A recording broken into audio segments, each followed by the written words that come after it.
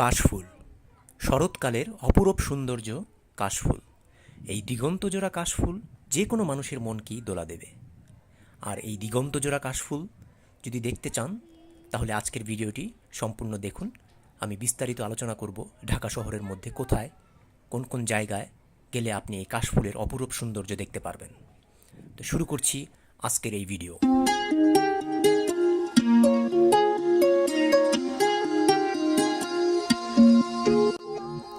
এই ক্রমবর্ধমান ঢাকা দিন দিন চারপাশে বর্ধিত হচ্ছে।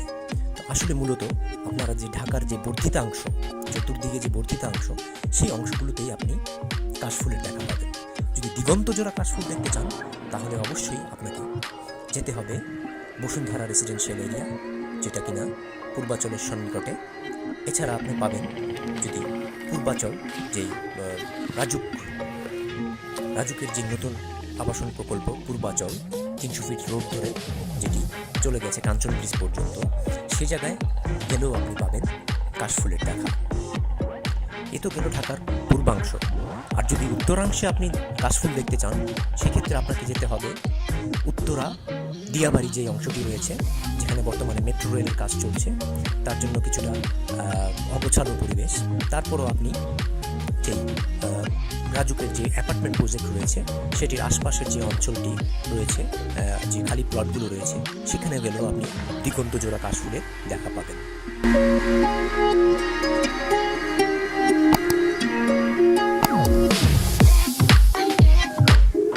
আর ঢাকার দক্ষিণাংশে যদি কাশফুল দেখতে চান, মানে ঢাকার দক্ষিণ সিটি কর্পোরেশনের যে অঞ্চলটি রয়েছে, পুরাতন ঢাকা যেটি আমরা বলি, সেই অংশে যদি কাশফুলের দেখা পেতে চান তাহলে আপনাকে অবশ্যই যেতে হবে কেরানীগঞ্জের যে ঝিলমিল প্রজেক্ট।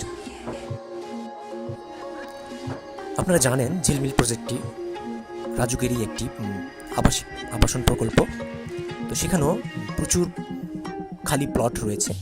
তো মূলত আসলে খালি অংশে যেসব জায়গায় বিস্তীর্ণ বালু ভরাট করা অংশ, খালি অংশ রয়েছে, সেখানেই আসলে কাশফুলের দেখা পাওয়া যায়। তো এই ধরনের যেই এলাকাগুলো রয়েছে সেই এলাকাগুলোতে গেলে আপনি অবশ্যই কাশফুল দেখতে পারবেন। তো ঝিলমিল একটি সুন্দর অংশ যেখানে আপনি কাশফুল দেখা পাবেন। এছাড়া ঢাকা দক্ষিণে আরও রয়েছে যে বসুন্ধরা আবাসিক এর যে আরেকটি আবাসন প্রকল্প রয়েছে, সেটি হচ্ছে বসুন্ধরা রিভার ভিউ প্রকল্প প্রজেক্ট। সেখানে গেলেও আপনি কাশফুলের দেখা পাবেন।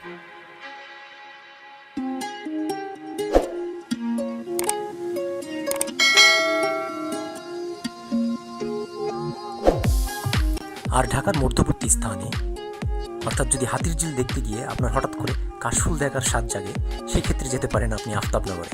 আফতাবনগরে একটি বিস্তীর্ণ এলাকা জুড়ে কাশফুলের উপস্থিতি লক্ষ্য করা যায়। তো সেখানে গেলেও আপনি সুন্দর একটি বৃহৎ কাশফুলের সমারোহ দেখতে পাবেন। কাশফুলের পাশাপাশি যদি একটু নদী দেখার স্বাদ নিতে চান তাহলে আপনাকে যেতে হবে বারিধারায় অবস্থিত যে বসুন্ধরা আবাসিক এলাকা, সেখানে প্রজেক্টে। তো সেটার যে শেষ অংশে বালু নদী রয়েছে। তো সেখানে গেলে আপনি বালু নদীটা উপভোগ করতে পারবেন। তো বালু নদীটা বসুন্ধরা রেসিডেন্সিয়াল এরিয়া শেষ, সেখানেই বালু নদীর শুরু। আপনি প্রজেক্টের শেষ অংশে চলে গেলেই নদীর দেখা মিলবে। এটা আসলে তুরাগের একটি শাখা নদী, বালু নদী। তো এই নদীটা একদম ছোট না, এই নদীর মধ্যে ছোট বড় নৌকার দেখা পাবেন।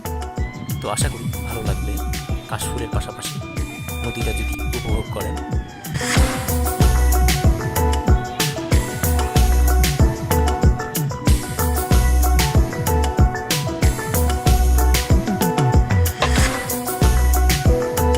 আজকের মতো আমার এই ভিডিও এখানেই শেষ করছি।